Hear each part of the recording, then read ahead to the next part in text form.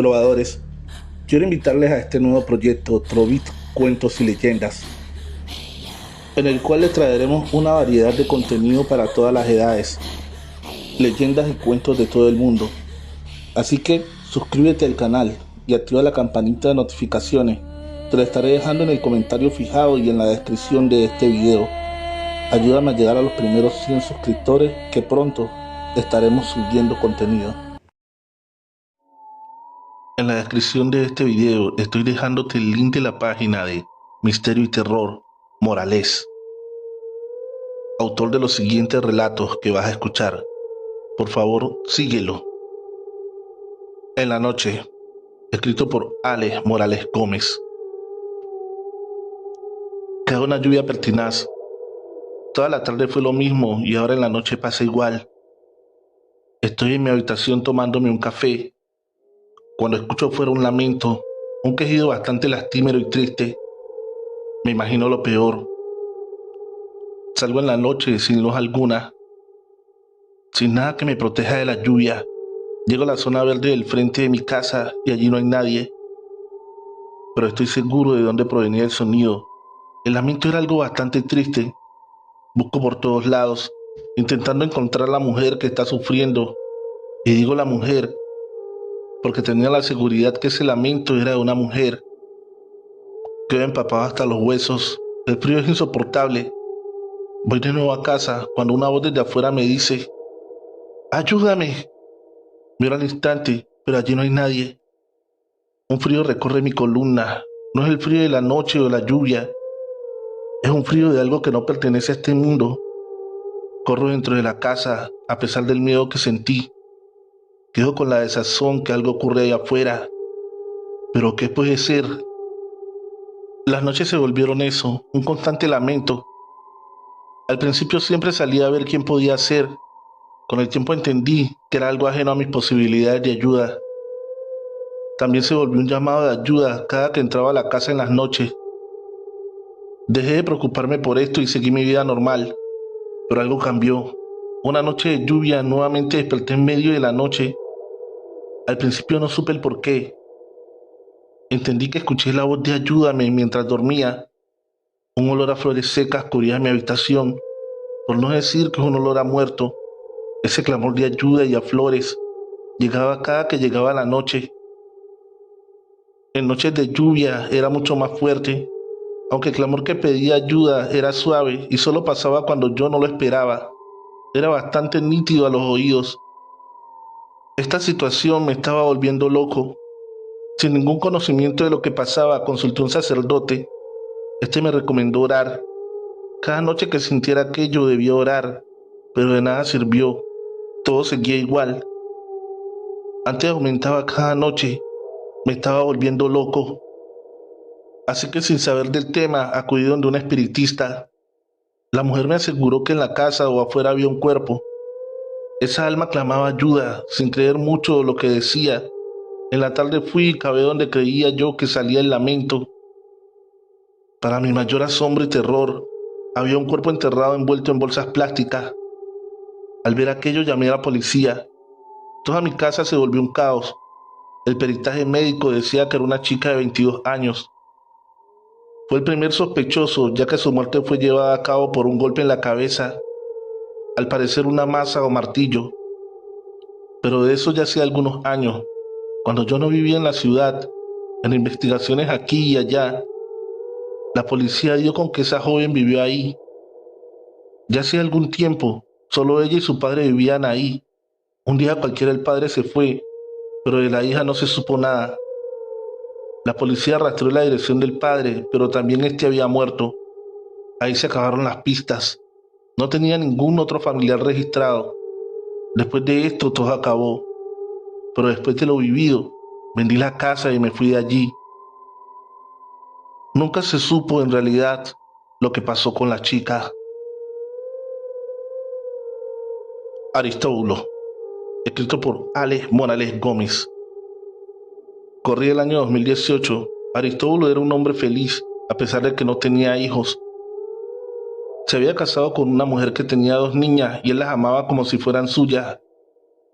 Él siempre fue un hombre retraído, muy tímido. de pocos amigos y de ninguna novia. Aquella mujer era toda su vida.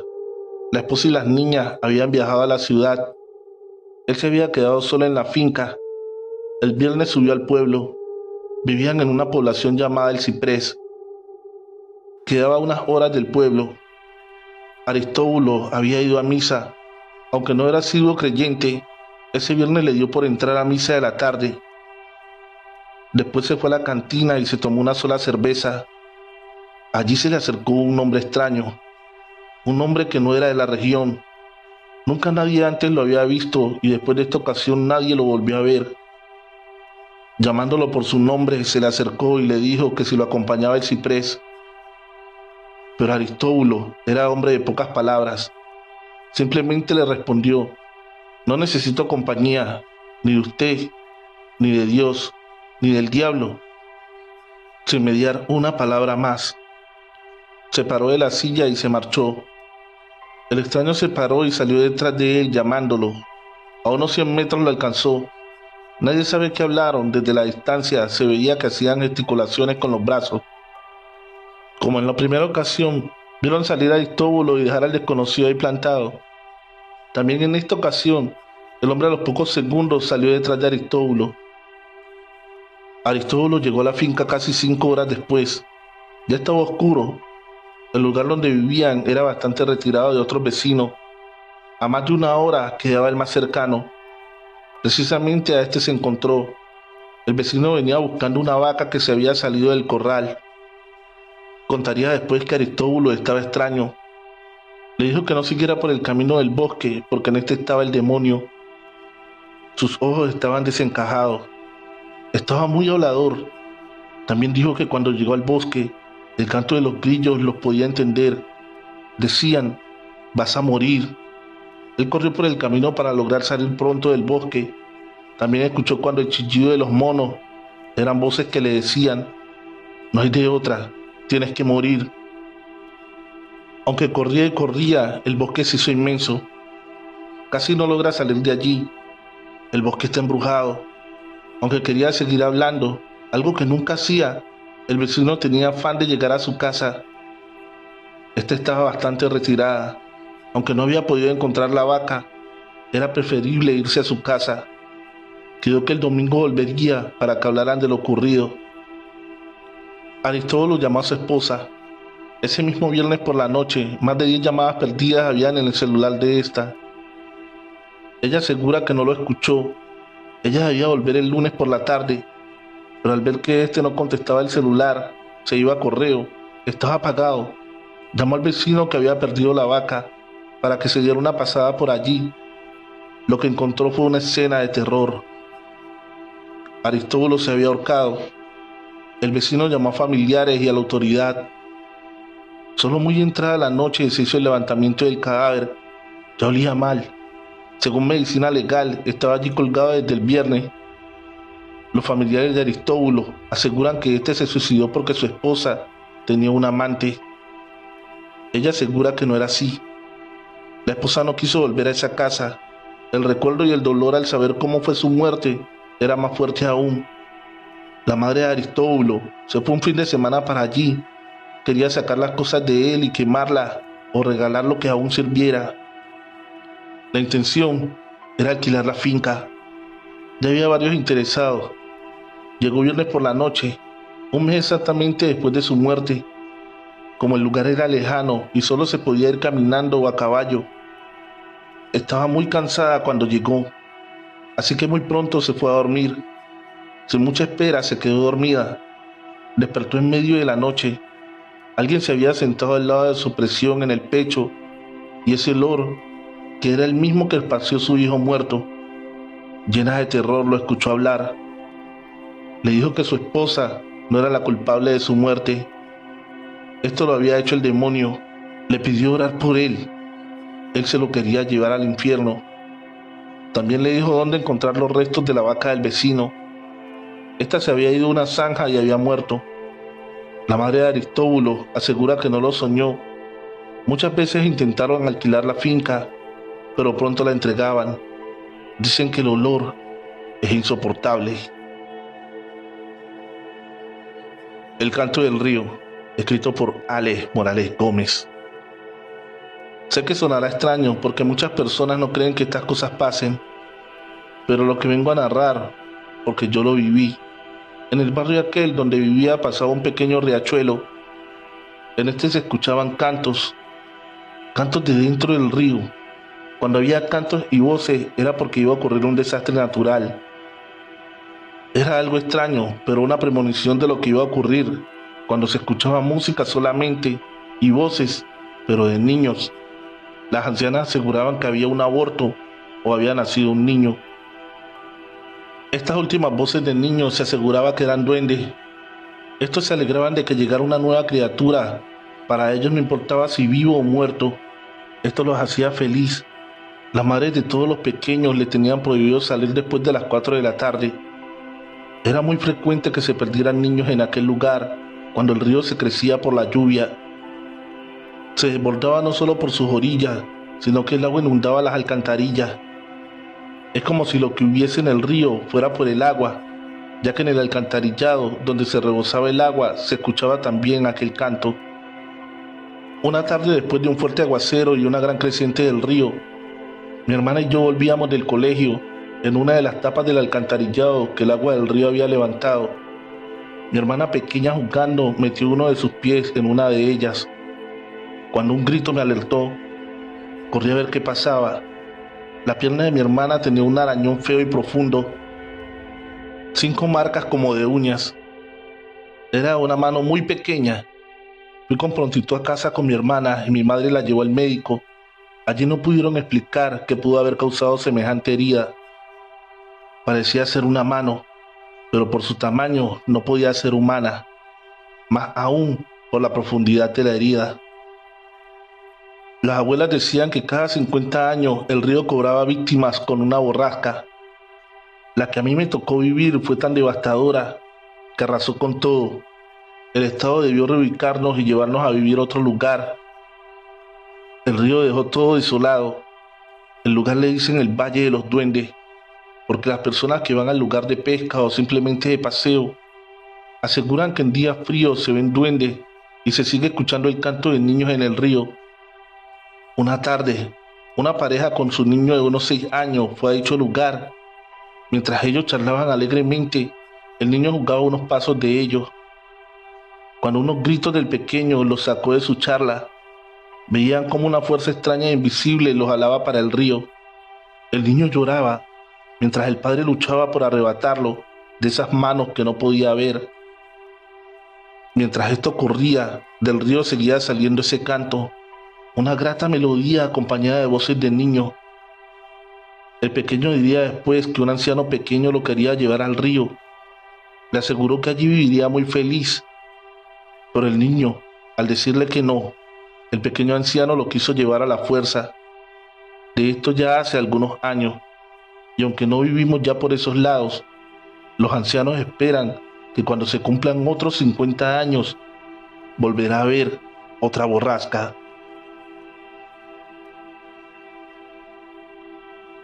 El reflejo de mi hermano, escrito por Ale Morales Gómez. Mi hermano y yo nos encontramos un gran espejo, aunque estaba partido un pedazo. Decidimos llevarlo a casa. Era bastante grueso y en sus lados tenía grabado en relieve algunas figuras desconocidas para nosotros. Mis padres no estaban muy de acuerdo con que lo dejáramos en casa. Para ellos hay una creencia que un espejo partido trae mala suerte, pero no sabíamos por qué. A mi hermano y a mí nos atraía tanto aquel espejo. En realidad es que mi hermano pasaba horas y horas mirándose en él. Mis padres tenían que darle sendas reprimendas para que fuera a la escuela o hacer cualquier otra cosa en la casa. A mí también me gustaba mirarme en el espejo, no lo puedo negar. No es que tuviese nada en particular, pero ver tu reflejo allí atraía. En esos días la salud de mi hermano empezó a decaer. Se le veía ojeroso y pálido de la piel. Comía poco y dormía menos. Una noche me levanté al servicio sanitario. Lo vi enfrente al espejo hablando con alguien dentro de este. Lo llamé por su nombre, pero no parecía escucharme. Estaba en otro mundo. Fui donde mis padres y los desperté para que vieran lo que estaba ocurriendo. Solo cuando mi padre se interpuso entre él y el espejo, reaccionó, pero al volver a la realidad se desmayó. Su piel era como un papel. Es como si toda la energía se la absorbiera ese espejo. Pasados unos minutos volvió en sí. Mi madre estaba iracunda. Decía que teníamos que salir de ese espejo. Él no entendía lo que pasaba, ni siquiera recordaba que estuvo frente al espejo. Cuando cayó en la cuenta que querían deshacerse de este, lloró como un niño pequeño. El espejo se iría, pero el camión de la basura solo pasaba el siguiente día, así que pasaría un día y una noche más allí. Mi padre lo llevó al cuarto de rebujo. Él mismo se encargaría de sacarlo al día siguiente. Eran las 12 en punto cuando abrí los ojos. Algo no estaba bien en casa. Agudicé mi oído. Escuché a mi hermano en el cuarto contiguo salir. Me puse de pie y lo seguí. Parecía sonámbulo, pero se movía por la casa con soltura, como si fuese completamente despierto. Mi padre había cerrado la puerta de aquel cuarto con llave, pero a la hora de mi hermano ponerse frente a esta, se abrió como por arte de magia.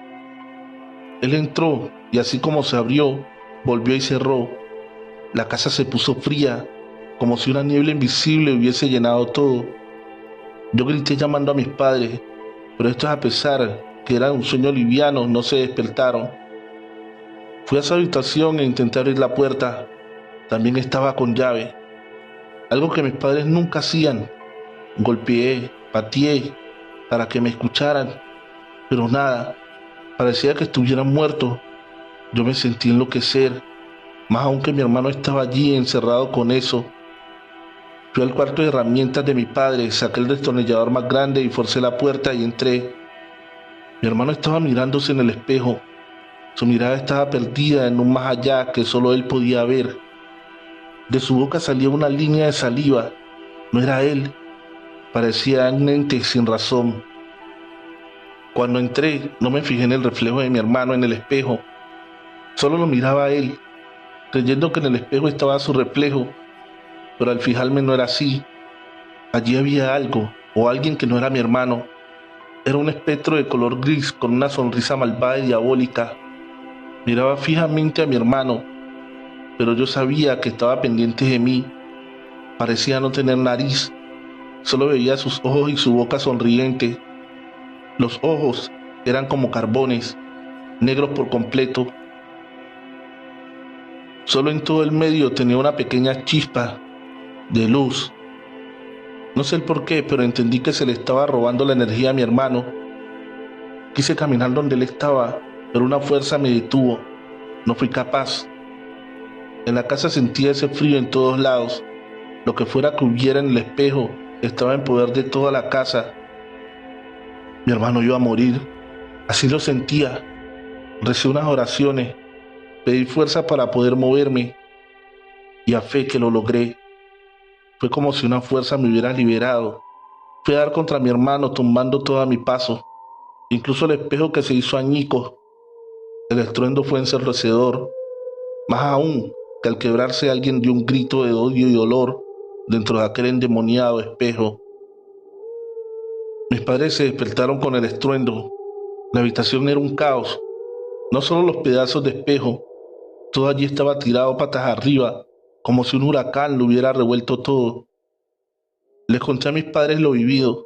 Mi padre recogió los pedazos, los dejó fuera de la casa en el lugar donde los recogía la basura. No quería dejar aquello dentro. A la mañana siguiente no estaban. Alguien se los había llevado. Mi hermano casi no se recupera de esa experiencia. Quedó débil por mucho tiempo. En realidad aquello le estaba robando la energía. Estuvo más de 3 meses que se levantaba sonámbulo. Mis padres y yo estábamos muy pendientes de él en las noches, hasta que volvió a ser el mismo. Antes de continuar con el siguiente relato, te pido que por favor te suscribas a este canal y actives la campanita de notificaciones. Eso nos ayudaría muchísimo. El mono, escrito por Ale Morales Gómez. Lo conocí desde muy niño. Desde los 12 años fue un chico problema. Robaba, peleaba y siempre estaba metido en líos. A pesar de la manera de ser, seguía en nuestro círculo de amigos. El mono era el mejor amigo que se podía tener. Si había que matar por ti, lo haría. Ese era el mono. Cuando cumplió los 15, empezó a decirnos que él no llegaría a los 18, ya que tenía varios enemigos, entre esos la policía, que buscaba la manera de agarrarlo con las manos en la masa y así llevarlo a un centro para menores. Pero el mono era el diablo. Ahora lo veías y ahora no lo veías. Unos meses antes de cumplir los 18, fue a casa tarde de la noche. Estaba completamente feliz. Me dijo que había encontrado la manera de llegar a los 18, de ser inmortal. No le entendía qué decía. Solo podía ver un loco, porque la realidad es que lo parecía. Me dijo que se iba a cerrar el cuerpo. En mi país cerrar el cuerpo es como hacer un pacto con el diablo, pero con un amuleto. Puede ser lo que tú quieras, pero entre más pequeño mejor. Cuando pierdas este artículo, también perderás los poderes que te da el diablo. Esto de cerrar el cuerpo lo hace un brujo poderoso. La verdad es que aunque hablaba mucho de esas cosas, yo nunca creí que fueran verdad. Esa noche fue la última vez que vi al mono, o al menos al mono que yo conocí desde niño. 3 días después me lo encontré, bajaba del alto. Allí íbamos a tomar cerveza y algunos de nosotros a consumir marihuana. El mono era otro, y no es que estuviera drogado, yo lo reconocería. Su mirada era diferente, una mirada de loco, una mirada perdida. Me enseñó un anillo que llevaba en la mano, era una calavera. Me decía riendo, lo hice, ya nadie podrá conmigo. Quise preguntarle qué había hecho, pero él siguió su camino riendo y hablando solo. Lo hice, ya nadie podrá conmigo, lo hice. Como si con él fuera otro compañero, el cual yo no veía. Si podía notar y escuchar cuando le decía a ese ser imaginario que estaba muy agradecido con él. El mono empezó a hacer de las suyas aquí y allá, a robar y a extorsionar. Aún no cumplía los 18, así que para la policía era un problema más grave. Aunque muchos lo nieguen, hay algo que se llama limpieza social. Son grupos armados, pagados por quién sabe quién, que asesinan a esos personajes que se convierten en un problema para la sociedad. En aquel entonces murieron varios amigos en común míos con el mono. Un mediodía de domingo el lugar estaba lleno de gente, pues era día de mercado. El mono se tomaba una cerveza cuando 2 hombres se le acercaron y sin mediar palabra lo tiraron al suelo, sacaron sus armas y fueron a disparar, pero ninguna de las 2 armas dio fuego, fallaron. El mono se revolvió entre ellos y salió corriendo calle abajo. Dicen que reía como loco y gritaba que nadie podía con él. Corrió hasta el final de la calle. De allí siguió un puente y se lanzó a un gran río. Todos decían que había muerto, pero 3 días después, un tío le dio una puñalada cuando lo encontró intentando robarlo. El mono fue al médico preocupado, mientras el médico preparaba el implemento de cirugía, ya que la puñalada era con un arma que no deja de derramar sangre, un chupa chupa, y esta es bastante peligrosa. Cuando volvió, el mono se había ido. Según el reporte médico debería estar muerto, pero 5 días después un centinela de un regimiento militar lo sorprendió intentando robar munición. Varios militares lo siguieron, pero logró huir. Aún así se alcanzó a robar una pistola. Los militares estaban iracundos y querían cazarlo a como diera lugar. Estos averiguaron que el mono visitaba a un joven de un barrio pequeño, así que una noche lo esperaron, ya que el mono vivía muy arisco. Solo iba allí tarde de la noche. 3 militares lo esperaban, y así fue que apareció. Dispararon uno por uno lado de la calle y el otro por el lado contrario. Resultado de aquella operación, un militar muerto y el otro herido.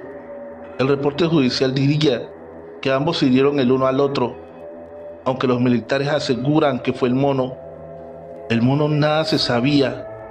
En un bosque que quedaba arriba del pueblo, dicen que veían al mono subir por las noches. Allí vivía, parecía un ermitaño, diría un anciano que se lo encontró y al cual le robó los cigarrillos. Pasaron meses y hasta años, del mono nada se supo. Solo una vez un perro apareció por el barrio con un dedo de un humano en su boca, con un anillo en forma de calavera. Dicen que ese era el dedo del mono y que ahora sí estaba muerto porque le había quitado su poder. La verdad nunca se supo. El mono no se volvió a saber. Trovador. El susurro de la bruja, escrito por Alex Morales Gómez. En la descripción, el link de su página de Facebook. Síguelo. No sé cómo haya sido su infancia, pero en la mía desde muy niño nos enseñaron a trabajar. De muy chicos a hacer pequeños encargos. A medida que se iba creciendo, labores más pesadas. Tendría yo unos 12 años y debía ir donde los abuelos por una encomienda. Era bastante retirado de mi casa. Además de eso, había que cruzar un pequeño bosque para subir a la casa. Yo era el mayor de mis primos, así que debía ser el encargado. Subo con prontitud.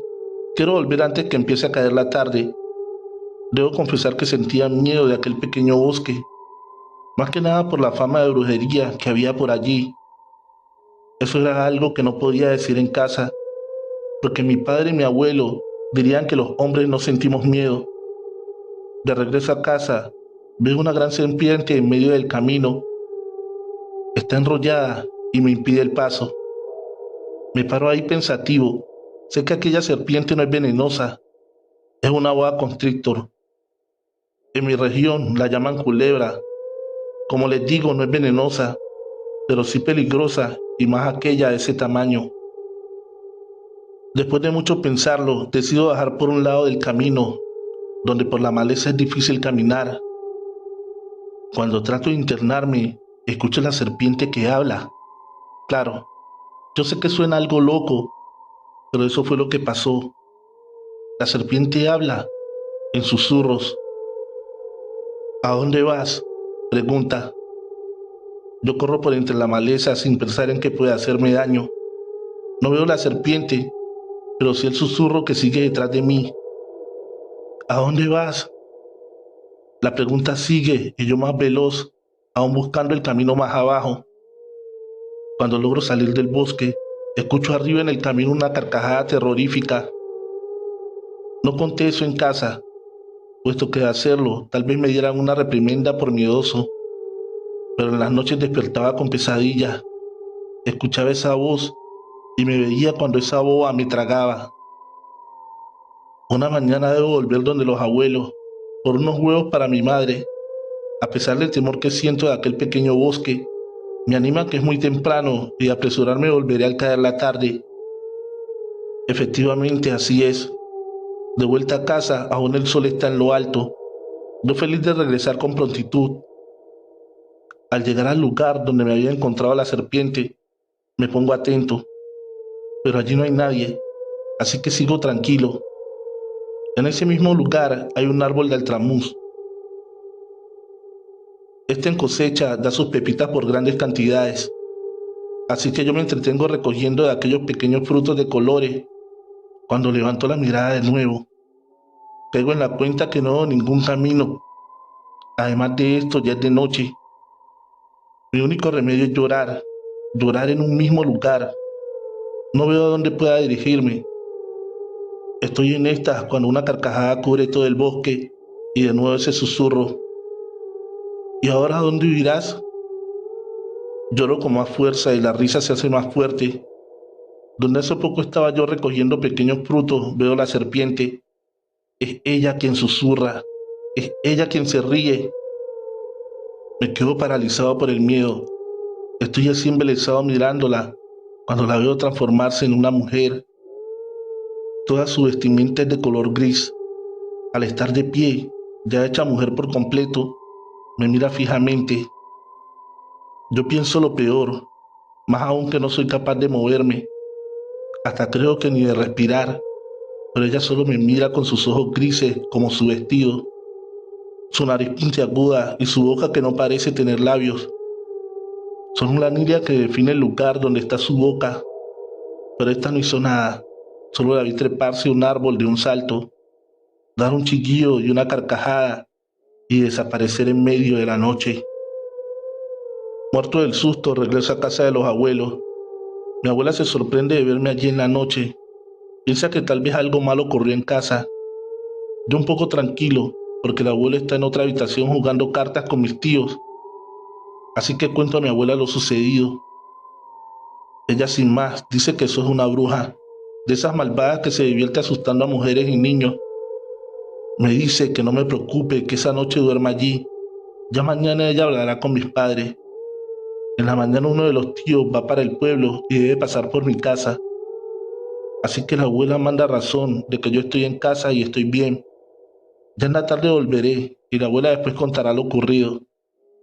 A pesar que el abuelo y los tíos todo les parece extraño, no preguntan nada. Las cosas de la abuela no tienen preguntas ni discusión.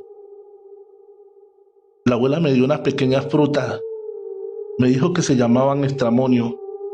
Cuando volviera a casa de seguro la serpiente estaría en el mismo lugar. Esperaba asustarme y divertirse con mi miedo, pero al verla debo tirarle estas pepitas de estramonio. Allí verá esa malvada lo que es bueno y yo veré quién es la bruja. Me dice la abuela que quien sea la bruja, el estramonio le hará revelar su identidad. La abuela me dice que debo ir solo porque si no esta no se presentará.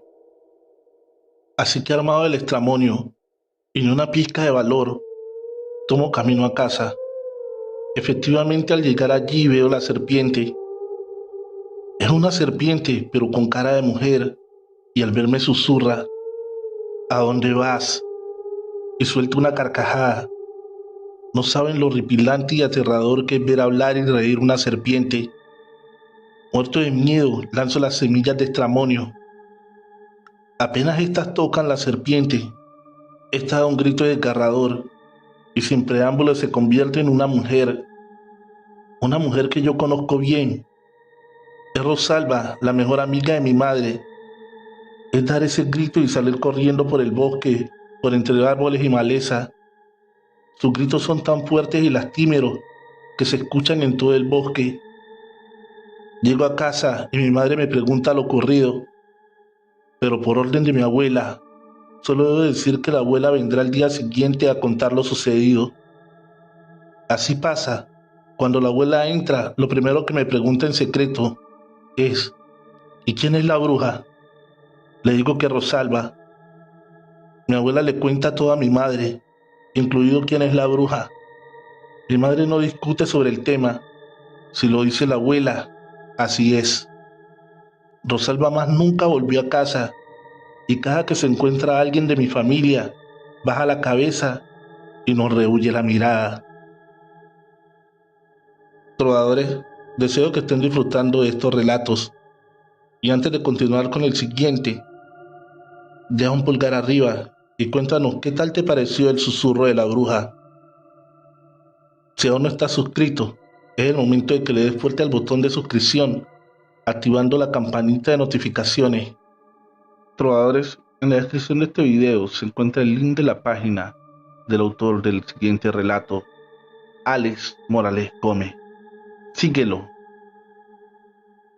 Demonios. La mayoría de veces que estas cosas suceden no se sabe el porqué. En esta ocasión, sí se sabe el inicio de lo ocurrido.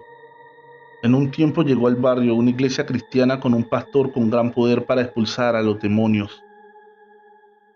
Fue así que allí llevaron a una mujer, la cual se decía que estaba poseída por un demonio. Se llevó a cabo el respectivo exorcismo. Decían que ella se revolcaba, gritaba, echaba babasa por la boca y hablaba en diferentes idiomas. Lo que para el pastor sería algo de rutina se le convirtió en un calvario, ya que la mujer sufrió un paro cardíaco y murió ahí. El pastor quedó en una investigación judicial, mientras la iglesia debió irse del lugar. Las personas del sector no querían saber nada de ellos. Ahí empezó todo. Se cree que el demonio que poseía a aquella mujer quedó ahí en ese punto, y fue así que varias mujeres empezaron a suicidarse. Aunque el suicidio ya es algo tenebroso, estas lo hacían con sus niños pequeños. En el lapso de un año lo hicieron unas 10 mujeres. Acá les contaré 2 de los casos que sé, porque las conocí. Llegó a vivir a un lado de mi casa una mujer con sus 2 hijos, una niña de unos 4 o 5 años. La niña era el esposo con quien vivían en el momento. El niño tendría unos 10, pero era un matrimonio anterior. La pareja era una familia adinerada. Al parecer tenían su propia empresa. Ambos salían a las labores del día a día, así que tenían una joven que cuidaba a los niños y los llevaba a la escuela. La chica era muy joven y bonita. Una tarde la esposa volvió antes de tiempo y encontró a su esposo con la empleada. Esto rompió por completo su corazón y su cordura. Muchos dirían que fue un demonio que entró en ella. Empezó a vengarse con la pequeña. Por nada la castigaba y decía que ella era el fruto de ese mal hombre. El niño intentaba defender a su hermanita, pero él era muy pequeño para esto. El esposo trataba de hablar con ella, pero esta permanecía encerrada. No quería saber de él ni del mundo. Una noche, dicen que daba gritos como loca en la casa. Más que gritos, eran rugidos. Parecía un animal herido. Esa noche tomó a la pequeña en brazos y la lanzó por el balcón. Esta murió al instante. El pequeño intentó impedirlo, pero le fue imposible. Después de esto, la madre fue a las escaleras y se colgó del cuello con una soga. La mujer era rubia de piel blanca. Cuenta el niño que al verla, lo que iba a hacer, la vio a la cara. Era de cabello negro brillante y piel morena. Sus ojos verdes, en ese momento eran negros. Su mirada y una sonrisa diabólica le hicieron asegurar que en ese momento ella no era su madre. El lugar se llenó de policías y entes de la investigación forense. En el cuarto de la mujer encontraron que se hacía del cuerpo en cualquier lugar y que comía arañas y animales que encontraba, como ratas y lagartijas. Entre sus cosas encontraron una nota que había dejado dirigida a su esposo donde decía: yo sufrí y tú sufrirás toda la eternidad. El esposo, después de las investigaciones, se marchó de allí con el pequeño. Nunca más volvimos a saber de ellos. El siguiente caso pasó con una compañera de trabajo. Ella era una mujer muy trabajadora. Tenía un niño de 8 y una niña de 5. Su esposo era un hombre bebedor y mujeriego, pero ella se negaba a aceptarlo. Aunque muchas de mis compañeras le decían, ella se hacía la desentendida. En verdad lo amaba con locura. Una tarde que iba para su casa, lo vio en un bar besándose con otra mujer. Allí toda la realidad la golpeó de frente. Fue donde su madre y recogió los niños. La madre no se los quería entregar, la veía desencajada. Parecía otra, dijo la madre. Pero esta no se dio a razones y salió con sus 2 pequeños. Cuando llegó a la estación del metro, apenas venía el tren, ella se lanzó con sus 2 pequeños. Ella dijo: ya no vamos a sufrir más en esta vida. Los niños gritaban: no mamá, no mamá. La mujer no hizo caso a sus pequeños. Allí murieron los 3. Las personas que vieron aquello y le gritaban que no lo hiciera, aseguran que al lanzarse a los rieles del tren, esta miró la estación. En su cara tenía una sonrisa diabólica. No era la mujer que había pasado con los niños de la mano, esta era otra. Los vecinos, viendo lo que ocurría, debieron hablar con el sacerdote de la iglesia para que éste realizara unas oraciones en las casas y lugares de los suicidios y regara con agua bendita muchas calles de allí. Esto se llevó a cabo con un gran ritual. Una romería de personas lo seguían rezando oraciones, pidiendo que se fuera de allí el mal. Tal vez tuvo algo de efecto, porque desde entonces no volvió a ocurrir algo así. El candelabro, escrito por Alex Morales Gómez. En la descripción, el link de su página de Facebook. Síguelo. Recién cumplí los 18. Nos fuimos a vivir a una pequeña hacienda que mi padre compró en un valle muy bello. Desde nuestra casa se veía un alto muy lindo. Mi padre intentó contactar con los dueños para comprar esa propiedad, pero le fue imposible, así que se decidió por el valle. Su precio era bastante módico. Rápidamente nos instalamos en nuestro nuevo hogar. Apenas llegaba la oscuridad. Arriba en el alto se veía una luz que caminaba todo el lugar. Se escuchaba un lamento que llamaba, mamá, mamá, mamá. Era una cosa de cada noche. Mi padre aseguraba que era un entierro, que tal vez allí en ese alto había mucho oro, pero mi madre decía que eso era un alma en pena, que aún no había podido descansar.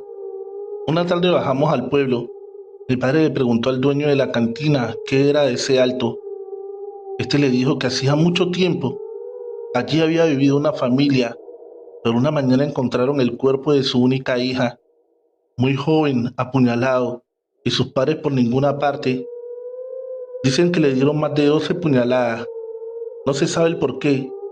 No tenían enemigos, bueno, tampoco amigos, ya que era una familia muy solitaria que vivían allá en el alto. Solo bajaban al pueblo a comprar víveres. Después de esto, llegó un hermano del dueño, quien es y sigue siendo el único heredero. Vivió unos pocos días ahí, pero pronto dejó el lugar porque decía que allí asustaban. Mi padre, convencido de que allí habían dejado oro escondido o enterrado, como decían los abuelos, una noche me invitó a que subiéramos al alto. Yo sentía miedo de ese lugar. No entendía por qué, pero esa luz y esos lamentos no era una cosa de este mundo. Aún así lo acompañé. Llegamos a eso de las 9 de la noche. Escuchábamos los lamentos, unos tan tristes que te hacían poner la piel como arroz. Se escuchaban en todo el lugar, no salían de un lugar fijo. Mi padre alumbraba tras unos árboles, porque a pesar de que allí hubo una casa, ya no quedaba nada de ella, ni siquiera los cimientos, solo maleza y vegetación. Mientras mi padre miraba debajo, yo siento un frío inusitado detrás de mí, así que con prontitud miro a ver qué es lo que pasa, cuando veo frente a mí una joven muy bella. Llevaba en su mano un candelabro encendido, sus ojos grandes, piel morena, labios color carmín y un vestido rojo que le quedaba espectacular. Hay cosas que la mente no puede explicar, a sabiendas de que allí no debería haber nadie, menos a esas horas de la noche. A pesar que un frío me llenaba el cuerpo, sentía mis pies pesados, mi piel estaba erizada. Aún así le quise hablar, pero cuando me salió la primera palabra, ella se convirtió en una calavera. Su vestido no era rojo, su vestido era blanco, manchado por sangre. De un grito de terror, mi padre corrió a socorrerme o a ver qué era lo que sucedía, pero allá al frente donde estuvo la joven con su candelabro, no había nadie, solo la noche, solo el frío y ese terror que me acompañaba. Mi padre, al contrario de asustarse, se sonrió y dijo, es aquí, es aquí. Rápidamente empezó a excavar en el punto donde yo había visto a la chica. Allí encontramos un candelabro viejo de hierro, tan oxidado que se desbarataba a la hora de sacarlo. Mi padre estuvo más de una hora cavando y cavando, esperando encontrar oro, pero solo encontramos ese candelabro. 2 noches después volvimos al lugar. Aunque sentía miedo, también esperaba volver a ver esa linda chica, pero no fue así. Estando en esto de cavar y cavar, porque mi padre aseguraba que podríamos encontrar un gran tesoro, escuchamos los lamentos. Hija, hija. Así fue que donde se escucharon los lamentos, mi padre corrió a cavar. Allí no había ningún tesoro, solo la herramienta de 2 personas, al parecer los padres de la chica. Mi madre cree que la chica murió en su lecho. Cuando despertó, su alma seguía buscando a sus padres, los cuales no encontraba. Para ella, aún estaba viva. Seguía viviendo en ese tiempo, en ese pasado, en ese día fatídico de su muerte y de la muerte de sus padres, los cuales habían enterrado al lado de la casa, y según se cuenta, allí quedaba la leña, y por esto nadie dio en buscar allí. La chica que no podía descansar hasta no encontrar a sus padres, o al menos los restos de estos. Después de aquello, no se volvió a escuchar los lamentos, ni se volvió a ver la luz del candelabro. Sin embargo, quienes conocieron la historia y conocen la región, aún hoy en día temen subir por allí en las noches, porque dicen que no solo el alma de la chica sigue rondando, sino también la de sus padres, porque los asesinaron y quien los asesinó es algo que nunca sabremos. Ella trató de abrir la puerta de mi auto, escrito por Amanda Priestess-Love. Esta es una experiencia que tuve cuando tenía 16 años, durante el verano de 1995. Era junior en la escuela secundaria. Era un nerd del teatro y salía mucho con mis dos mejores amigos, Stella y Chris. Chris era la abreviatura de Chrissy. Por la noche, por lo general recogíamos a algunos amigos. Comprábamos cerveza y fumábamos en la licorería local con una de nuestras identificaciones falsas. Luego nos dirigíamos al depósito o a un parque local para disfrutar de nuestros productos obtenidos ilícitamente. Este viernes por la noche en particular, conducía el Mercedes 450 SL de 1976 de mi padre. Se lo estaba comprando a él, con pago a largo tiempo. Estaba en buen estado y funcionaba bien, pero tenía 19 años, por lo que tenía algunos problemas menores.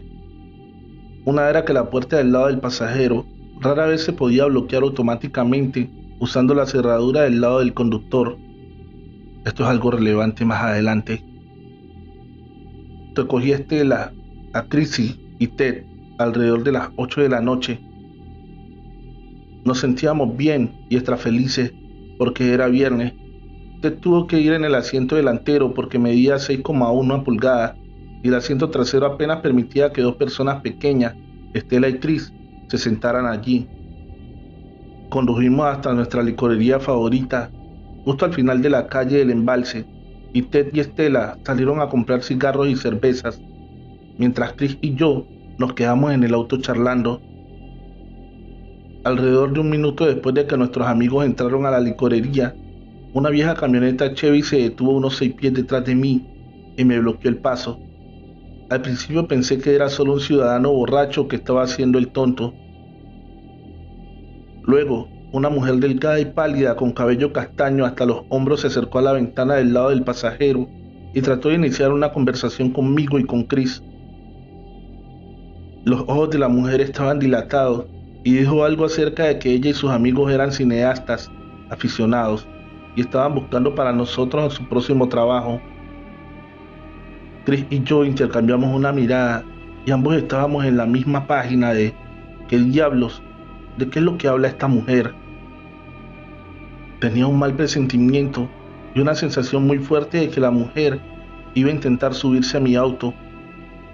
Así que sutilmente comencé a presionar el botón de bloqueo, con la esperanza de que lo hiciera. La mujer solo estaba balbuceando en este punto y puso su mano en la manija de la puerta del lado del pasajero. Pero literalmente un segundo antes de que intentara abrir la puerta, mi dulce y pequeño Mercedes finalmente obedeció mi golpeteo frenético y cerró la puerta con un fuerte clic. La mujer pareció confundida por un segundo. Volvió a probar la manilla, pero mi coche estaba cerrado. Ahora estaba asustado y enojado. Sabía que el peso en vacío de un 450 SL del 76 era aproximadamente 4 toneladas. La furgoneta Chevy detrás de mí pudo haber estado bloqueándome y tenía el peso de la acera encima de mí, pero era muy pesado. Apuesto a que podría hacerle mucho daño si lo golpeara con el pie en el suelo, especialmente si lo hiciera repetidamente. Entonces dije en voz muy alta: «Señora, quite las manos de mi maldito auto.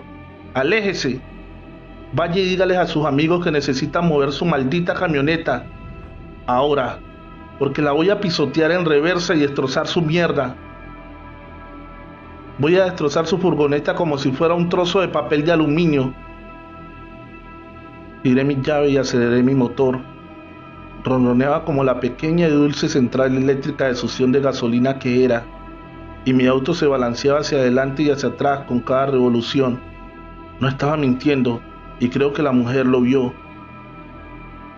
Los ojos de la mujer se abrieron como platos y corrió hacia la camioneta gritando: «¡Vamos, vamos, vamos!». Mientras corría de regreso a la camioneta, vi a un tipo delgado con cabello largo y fibroso que salía corriendo de la tienda de licores hacia la camioneta también. Saltó a la parte trasera y la furgoneta salió disparada, dejando una lluvia de grava y gases de escape grises a su paso. Unos 10 segundos después, mis amigos Ted y Estela salieron caminando de la licorería. Mi adrenalina estaba superfluyendo y me sentí aliviado de verlos. Chris y yo les contamos lo sucedido y compartieron su experiencia. Dijeron que el tipo que entró en la licorería acababa de pasar junto a ellos y comenzó a divagar sobre algunas cosas raras de Jesús y la Biblia al empleado. También les dijo algo a mis amigos acerca de que se veían de mente abierta, y le dio a Estela un gran escalofrío cuando la miró. El chico del mostrador acababa de escuchar durante unos minutos mientras mis amigos esperaban pacientemente para comprar cigarrillos. Entonces el tipo escuchó las revoluciones y los gritos y salió corriendo por la puerta. El empleado preguntó a mis amigos si el hombre estaba con ellos y dijeron que no. Dijo que pensaba que estaban todos juntos o le habría dicho al tipo que se fuera porque sonaba loco. Entonces mis amigos compraron cerveza y cigarrillos y se fueron. Todos pensamos que era una mierda bastante rara. Hasta el día de hoy, estoy tan agradecido de que mi puerta esté cerrada. Lo que sea que esa mujer y sus amigos querían, no era nada bueno. El Riviel, escrito por Alex Morales Gómez. En la descripción, el link de su página de Facebook. Síguelo. Se cree que este personaje fue un sacerdote que por ociosidad quemó un rosario. Otros dicen que lo hizo porque esto le daría la aceptación del demonio. La realidad es que el sacerdote se desapareció. Cuenta la leyenda que el mismo Dios lo castigó y lo hace vagar por el mundo. Es como una especie de judío errante que vaga por ríos asustando a las personas. Pescadores, mineros y bohemios. Siempre sale en las noches y da unos gritos espantosos, acompañados de una risa tan tenebrosa que asusta hasta el más valiente. Este les mueve las embarcaciones hasta hacerlos caer al agua. Se cree que busca ahogarlos. Salí con mi padre a las labores de pesca. Nosotros conocíamos perfectamente la leyenda del Riviel, así como lo narro. Solo era una leyenda. Nadie de mi familia o amigos había tenido un encuentro con dicho personaje. Era un domingo. Mi abuela nos pidió no salir a pescar. Era un día extraño, aseguró ella. Pero mi padre le dijo que había que subsistir. La pesca era nuestro sustento diario. Era de madrugada. Apenas los primeros rayos del sol se veían en la lejanía con nuestra canoa. Nos fuimos río arriba, buscando lugares espesos para tirar la atarraya. Habían días buenos y otros no tanto, pero ese día había sido pésimo. Mi padre no se podía explicar cómo era que no habíamos podido sacar ni un solo pez, solo maleza, ramas y rocas. Era algo frustrante. Subimos hasta el último recodo donde acostumbrábamos ir. Ahí nos comimos un bocadillo y emprendimos de regreso a casa. Ya era más de mediodía. Bueno, cabe aclarar que el río arriba llevamos la canoa jalada por una cuerda, mientras nosotros vamos por la orilla. Ya de regreso subimos en ella y dejamos que la corriente haga su trabajo. Todo aquel día iba mal. No solo la pesca, el cauce del río estaba bajo y cada momento nos atascábamos en algún tronco. Mi padre maldecía por nuestra mala estrella. Debía hacerle caso a mi madre, repetía a cada momento. Entre estas y otras nos sorprendió la noche sin llegar a casa. Faltaba poco. Nos quedaban 2 puntos de pesca donde tirábamos las redes. Al acercarnos al último punto, vimos cómo los peces saltaban en el agua. Era un hervidero de peces. Mi padre organizaba la atarraya, reía y decía que no todo estaba perdido. Allí libraríamos el día. Nos acercábamos con cautela para no asustar los peces. Lo primero fue una risa suave, se escuchaba a la orilla del río. Mi padre, molesto, dijo que ese impertinente nos espantaría a los peces. La risa se hizo más fuerte y tenebrosa. Ya no era una simple risa, eran unas carcajadas que tronaban por todos lados. No podíamos ver de dónde venían, pero eran bastante aterradoras, como para dejar de preocuparnos por la pesca y sí por el origen de aquellas carcajadas. Lo vimos salir al lado de nuestra canoa. Era un hombre con su cara curtida por el sol. A simple vista, era un hombre común y corriente, pero sus ojos rojos no eran un color rojo normal, eran dos brasas ardientes. Al verlo dio un grito de terror. Mi padre, más sagaz, intentó dar un giro a la canoa y huir. Pero ese hombre nos dio un golpe en un costado y fuimos a caer al agua. No era esto un problema para personas como nosotros, enseñados al río, pero al caer este personaje empezó a dar carcajadas y gritos ensordecedores. El río se creció, se salía del cauce y amenazaba con ahogarnos. Como pudimos nos agarramos de la rama de un árbol. Allí pasamos cosa de 2 horas, hasta que el río volvió a la normalidad y las risas y gritos se fueron perdiendo en la lejanía y la oscuridad. Volvimos a casa sin un solo pez. Al contarle esto a la abuela, nos dijo que nos habíamos encontrado con el Riviel. Nos debíamos sentir afortunados de estar vivos. Cuando aparece, siempre se cobra una o varias víctimas. Hemos llegado al final de este episodio. Recuerda El exorcismo ortodoxo, escrito por Jordan Roque Álvarez. Síguelo. Seguro que usted ha visto muchas veces exorcismos en películas y series televisivas, e incluso ha escuchado historias en internet. Bien, hoy le voy a contar mi experiencia en un caso de exorcismo visto por mis propios ojos y en una iglesia ortodoxa rusa. Yo no me considero religioso, aclaro, pero mi esposa es ortodoxa. Bueno, en Rusia casi todos los nativos lo son.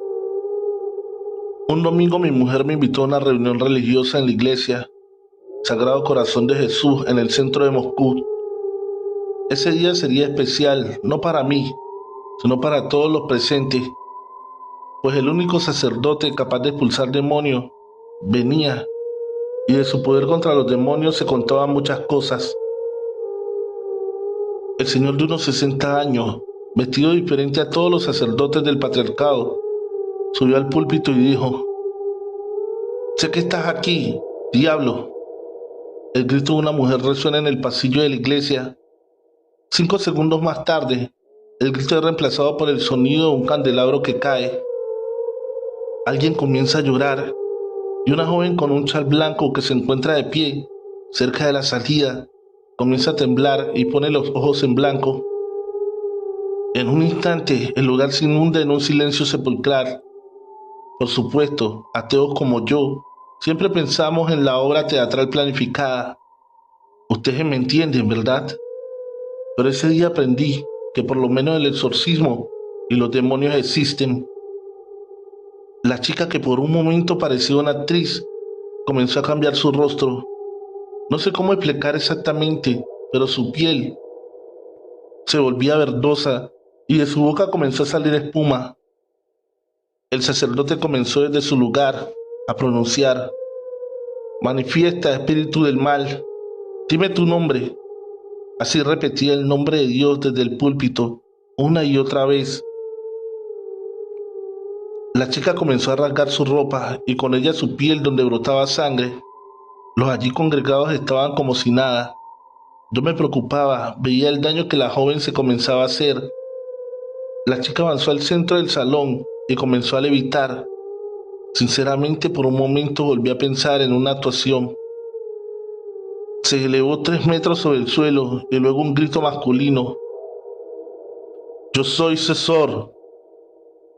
Y de un momento casi imperceptible, la chica fue a dar contra una pared lateral y cayó de rodillas.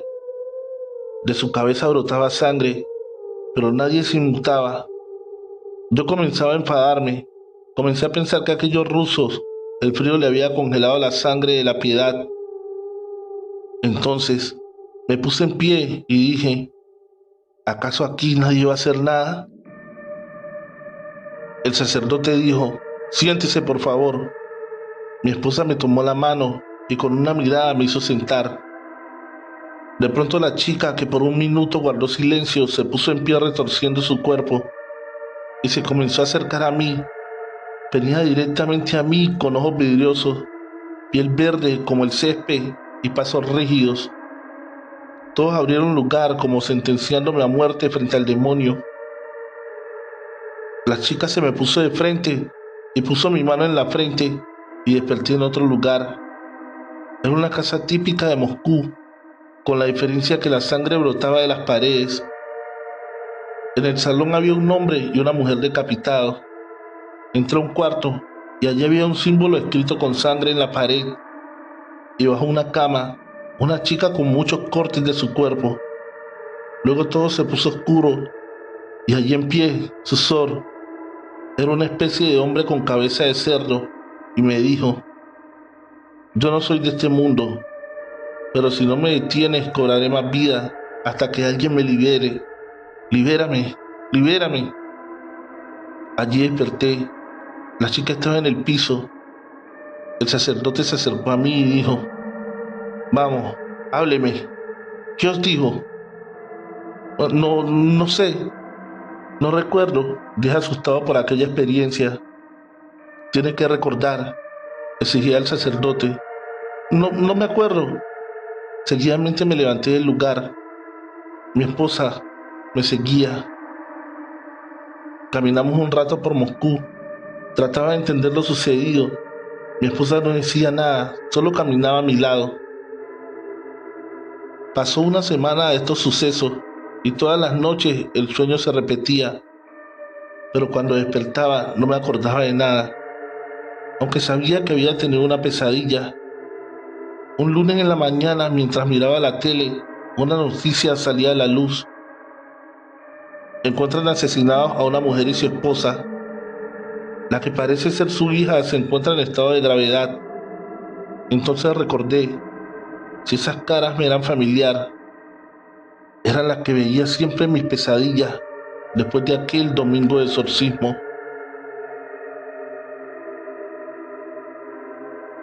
La casa, escrito por Jordan Roque Álvarez. Hay muchas cosas inexplicables en este mundo, algunas tan terroríficas que hacen que uno tome decisiones inmediatamente. El 2 de enero de este año encontré una casa que parecía el hogar perfecto. Mi esposa y yo pensamos que era una ganga. El vendedor nos propuso todas las mejores variantes para obtener nuestro sueño de tener nuestro propio hogar. La vivienda era espaciosa y bueno, merecía algo de reparación. Sin embargo, su estructura era sólida y nos pareció fabulosa. Cuando entramos en ella, empezamos a ilusionarnos en cambios y nuevas reformas. Así que no lo pensamos mucho y en una semana estábamos en la mudanza y los preparativos. Pero la cosa cambió muy pronto el primer día. Encontré una ouija debajo de una de las camas del segundo cuarto. Era muy antigua. Al parecer los dueños tenían sus creencias. Para no incomodar a mi esposa, no dije nada y tiré a la basura aquella reliquia. El segundo día encontré una marca de una mano en la puerta que iba al sótano. Inmediatamente la pinté, pues verdaderamente era escalofriante y no quería que mi esposa se pusiera a curiosear. El tercer día en el cobertizo me encontré una muñeca que daba espanto. Esta me llamó la atención, pues su fecha de fabricación era de 1903 y inmediatamente la llevé a un anticuario que me dio unos 200 euros por ella. Pasados unos días encontré un escrito en la pared: nunca pares. Y según fui limpiando y habilitando la casa, siguieron apareciendo cosas extrañas. Por ejemplo, entre pared y pared me encontré varios cuchillos. En el cielo raso había un coche de niño que estaba de 1908, según busqué en internet, por la marca de fabricación. En la última semana de reforma me asusté encontrar en la parte del garaje un maniquí cubierto de cinta adhesiva y sin cabeza. Sin embargo, este no sería el único, pues en el propio cielo raso del garaje encontré muchos maniquíes, pero en este caso mujeres y un bebé. Aquello me costó sacarlo, pues eran de yeso y pesaban mucho. Recuerdo que el camionero que contraté para botarlo me dijo que se veían terroríficos, pero yo, queriendo hacer posible el sueño mío y de mi esposa, no me preocupaba nada de esto. aunque sentía curiosidad, y pregunté al de la inmobiliaria, quien me dijo que en la casa habían pasado varias familias y que detrás de la historia de la casa no hay nada oscuro ni tenebroso por qué preocuparse. La casa tiene un espacio que supuestamente era una cava de vinos. Allí encontré una puerta bloqueada que curiosamente no iba a ningún lado, cuando al abrir solo había una pared de ladrillos. Pero todo se puso tenso la mañana que decidí arreglar la cisterna de agua y limpiarla. Allí encontré un hueso humano. Por supuesto llamé a la policía local, que junto a los peritos hicieron el levantamiento. Sin embargo, el hueso era tan viejo que el informe de la policía arrojó que era de 1944 y que al parecer podía ser de alguna amputación que se hizo en la guerra. A toda esta, yo no conté nada a mi esposa y seguí trabajando en la reforma de la casa.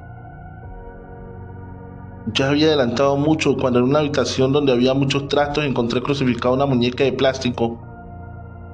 Esta, a diferencia de las otras cosas encontradas, no parecía ser tan vieja. Por supuesto que la quité de la pared y la tiré a la basura. En ese mismo cuarto encontré una estatua que colgaba del techo. Por supuesto que la quité de la pared y la tiré a la basura. En ese mismo cuarto encontré una estatua que colgaba del techo. Una lápida con la inscripción de una niña nacida en 1903 y fallecida en 1907. También otra especie de crucifijo con una criatura extraña, nada parecida a Cristo, y una muñeca sin ojos. Ese día me fui a la biblioteca del ayuntamiento de la región y pregunté sobre este hogar, que ya pasaba a ser parte para mí de terror. La señora que me hizo la investigación solo dijo que allí vivía una familia de artistas, que solo esas cosas podían ser parte de sus trabajos. Esto me tranquilizó un poco mi miedo y continué mi construcción. Para finales de marzo casi todo estaba terminado y ya aquellas tristes cosas parecían haber sido borradas. Pero en la mañana antes de mudarnos definitivamente encontré un interruptor con dientes clavados y una especie de crucifijo. Definitivamente tuve que remover. Mi esposa vendría ese día para chequear todo. Claro, con todas estas cosas que me pasaron, seguro usted pensaría que yo me arrepentiría, pero no. Así que desafiantes nos mudamos a nuestro nuevo hogar. Hoy si usted está leyendo esto escrito como evidencia de las cosas que encontré en mi nuevo hogar, es porque no estamos entre los vivos. Por favor, no compre esta casa de la calle Rabanustras 41. Trovadores, espero que estéis disfrutando de estos relatos. Agradecería que en este momento le dé fuerte al botón de suscripción activando la campanita de notificaciones y aparte le des like al video. Continuamos. Manos, escrito por Jordan Roque Álvarez. En la descripción, el link de su página de Facebook. Síguelo. En el bosque siberiano hay muchas cosas extrañas que se cuentan por cazadores y turistas. La realidad es que entre la soledad, el frío y las muertes ocurridas en la guerra y prisión extrema de este inmenso bosque, nada nos puede sorprender. A mediados del año pasado, un grupo de amigos nos fuimos al interior de estos montes en pleno mes de junio. Nuestro objetivo era ir a buscar setas, pues en Moscú es muy codiciada. Un kilo de este tipo de hongo puede costar hasta 1.500 rublos. Nos fuimos hasta un pueblo llamado Nueva Siberia y luego emprendimos la marcha por nuestros propios pies, 14 kilómetros. La realidad es que pasamos bien los primeros 3 días. Cazábamos, tomábamos vodka y uno de los del grupo cantaba música tradicional rusa. ¿Qué más podíamos pedir? La recogida de setas iba bien hasta que un día Vladimir Lukovich comenzó a delirar y ver cosas. Normalmente cuando estás en un lugar como este suele ocurrir estas cosas. Es como lo mismo que pasa en el desierto cuando llevas mucho tiempo. Esa mañana nuestro amigo comenzó a ver manos sujetando los árboles. Al principio no le hicimos caso. Pensamos que el vodka le había afectado o había fumado algo. Luego nos preocupamos cuando comenzó a señalar donde supuestamente veía las manos. Decidimos llevarlo al campamento improvisado y seguir nosotros con nuestra recogida de hongos. Pero sobre las 3 de la tarde, otro de nuestros amigos, Yuri, salió corriendo, diciendo que había visto manos en un árbol. Al principio nos reíamos, pero al ver su cara de desesperación, entonces comenzamos a preocuparnos. El jefe del grupo preguntó si había probado alguna seta, pues algunas son alucinógenas, pero Yuri es de esos pocos rusos que no le agradan los hongos. Tratamos de no dar importancia al tema y continuamos nuestra labor. Sobre las 4 de la tarde, todos fuimos testigos de las manos en los árboles. ¿Cómo podría describir lo que vimos? Lo único que puedo decirte es que salimos al campamento casi corriendo. Por allí nos sorprendería la desgracia de nuestro viaje. Nuestros dos compañeros, Yuri y Vladimir, estaban desangrados, con sus manos cortadas. Habían muerto. Levantamos el campamento y sin perder tiempo, salimos a toda prisa del bosque. Al llegar al pueblo, fuimos a la comisaría. Teníamos que hablar de lo sucedido con alguien y reportar la muerte de nuestros amigos. El jefe de policía nos dijo: les creo, hace 2 años atrás a un grupo de turistas le pasó lo mismo. Resulta que en esta región se traían muchos de los soldados alemanes para cortar árboles y para protestar por las condiciones. Algunos se cortaban sus manos.